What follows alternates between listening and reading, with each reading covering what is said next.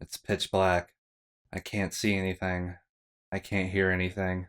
I can't tell if there's anything on any side of me. This. Is this the inside of Noiz's head? I stood there still for a while as my eyes adjusted to the dark. I'm still able to make out some shapes. But all I could see was the outline of the floor, the walls, and the ceiling. Nothing else but those. This is a room without anything in it. Where is Noiz? Suddenly, a rectangular hole widens on the wall to my right. A white light fills the dark room, and I see the figure of a human. The gray shape sluggishly walks into the room, hunched over, and a white mask concealing its face.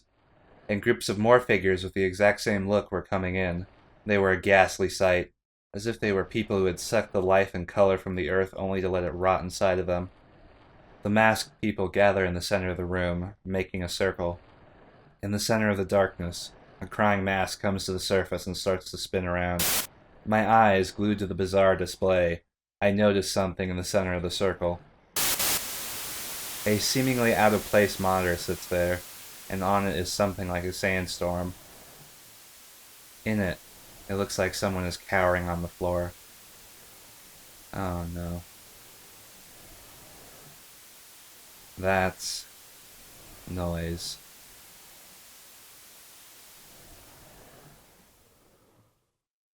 It is Noiz. It looks like he's sleeping with his eyes closed. Noiz. I try to call to him, but my voice won't come out. All that will come out of my mouth is air. At that moment, the orderly masks started to move around strangely. The sound of cracking bones caused them all to scatter about.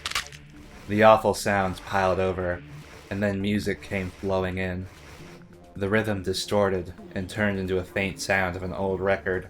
What was happening now was stirring up even more uneasiness than I had before. Huh?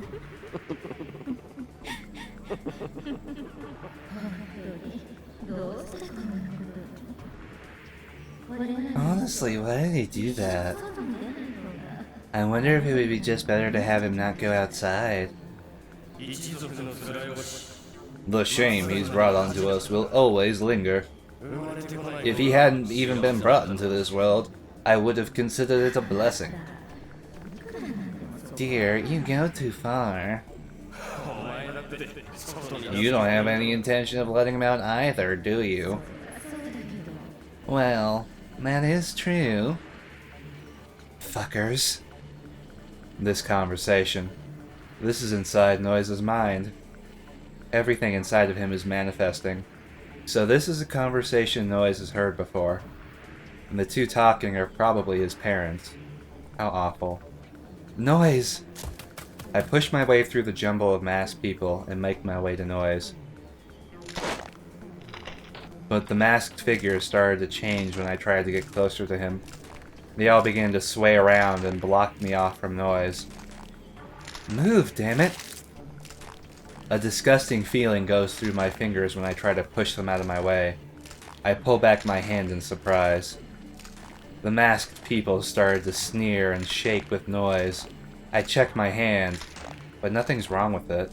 Was I just imagining my hand distorting when I touch them? Thinking that, I try my way through the crowd again. My fingers warp again. What the hell? When I try to get to Noiz, my fingers start to warp, and the masks sneer at me. Are they testing me? So I can't get to Noiz unless I get over this disgusting situation? This is different from reality, so it's not as if it's actually disfiguring my body.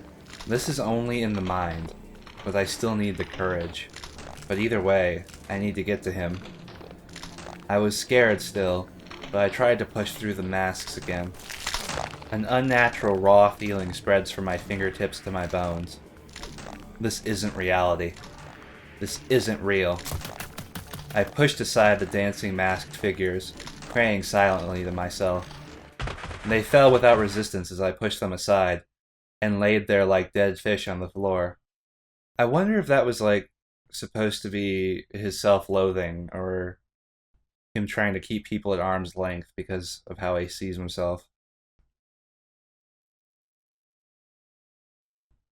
Don't worry, bud. I'll get you out of here soon. When I get through all of them, the monitor-like thing binds to Noiz, and suddenly, every sound goes dead. I am detached from the world. With a sigh, Noiz speaks. Noiz is cowering in front of me. This is the world that Noiz has always felt. Abandoned by his parents. The world where Noiz is forced to live alone, unable to feel any pain, unable to see, left behind in an isolated, dark room. That is the world Noiz feels as if he's in. He's laying on the floor, with his feet and hands held by shackles, the locks lost somewhere far in the dark. I bend down and try to undo the shackles. And suddenly, Noiz's eyes open and look at me. Hey. His eyes capture me, and one of his shackle hands reach for my cheek. His thin lips open and turn into a small smile. His red tongue sticks out of his smile, passes down his lower lip, and reaches his chin. His impossibly long tongue brings fear over me. In this colorless space, I found the deep red of it both extremely strange and oddly fascinating. That's right, his tongue has full feeling in it, unlike the rest of his body, or his mouth. Mouth or his tongue, something like that. Noiz held both sides of my face with both of his hands, and brought my face closer. I reflexively pull myself back. Then I remember Noiz's words. He said that he couldn't feel anything else but his tongue. This isn't the real world. He might have been exaggerating when he said it was only his tongue, the only part of his body that allowed him to feel. Then, the part of him that felt like it was alive, I have to accept him. I felt the anxiety and tension build up at the nape of my neck. I opened my shivering lips to Noiz. I reached out to his long tongue and closed my eyes. Something lukewarm entered inside my mouth. Noiz, I'll accept you. So, come back.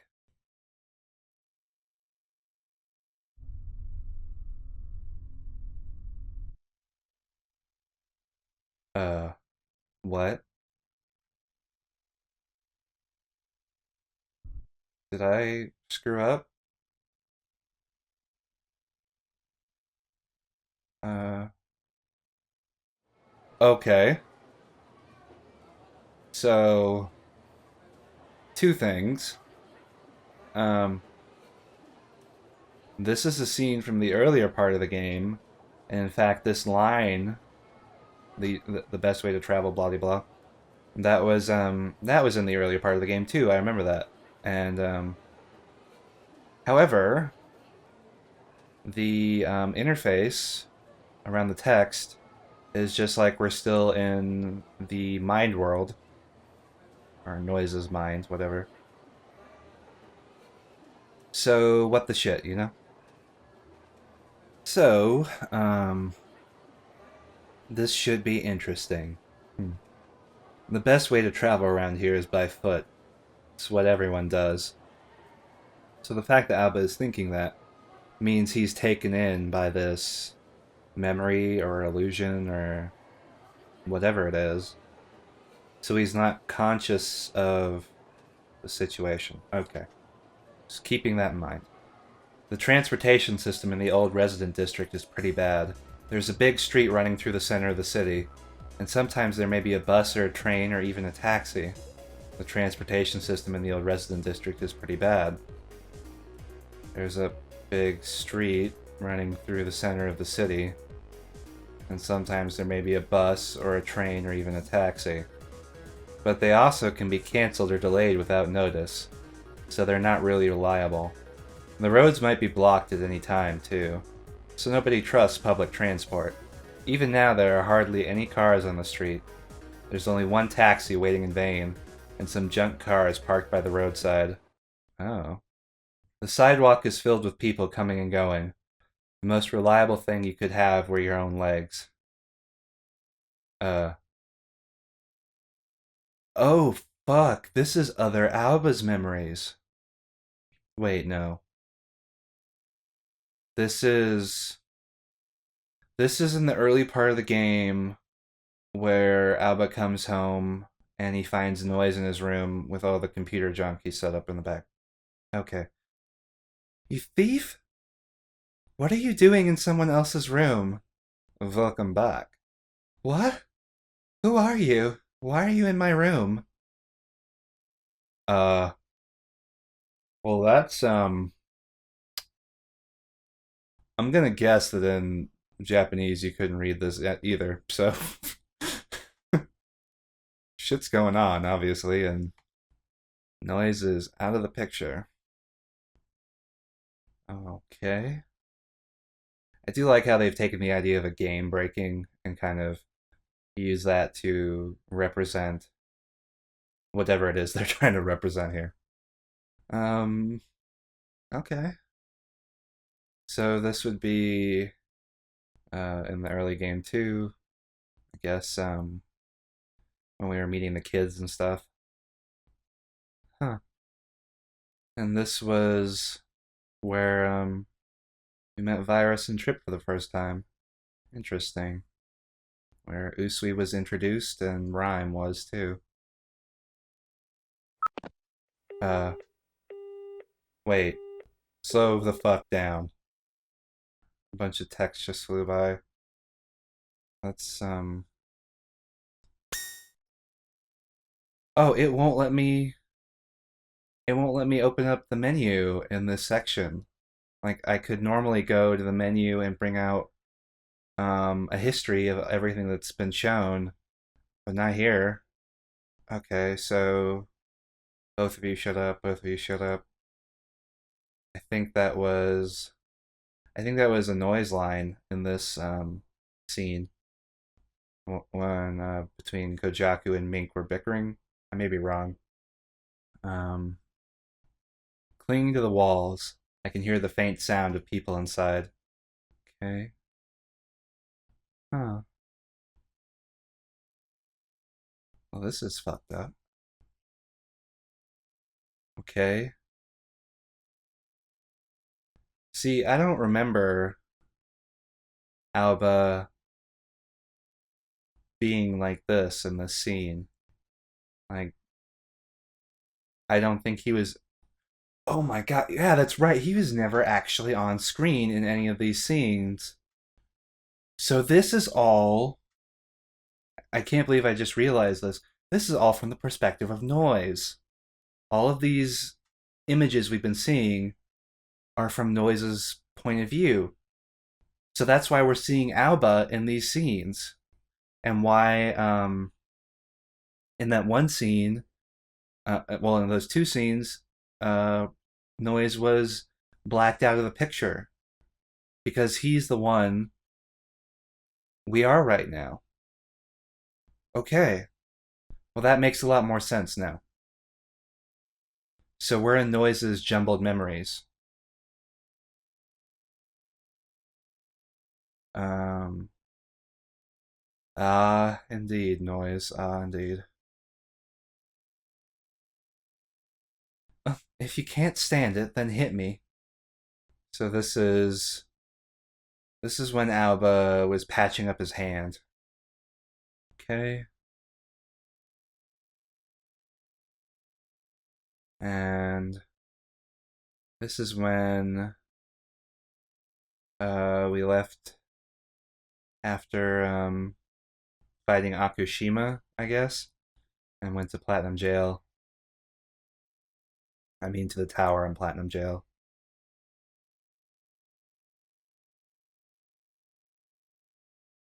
Do you want to feel even better?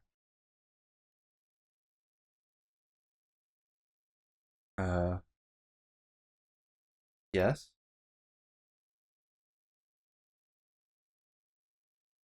Do you want to give up? Yes.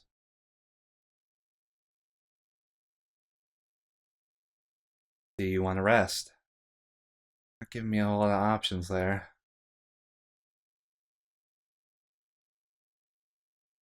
Do you want to sleep? Yes. Can I not wake up? Yes. Can I stop trying now? Yes. Can I stop now?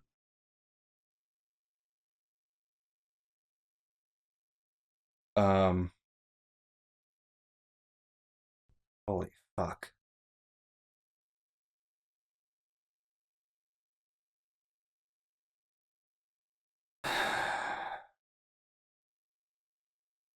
Noiz, I don't know what the fuck to do.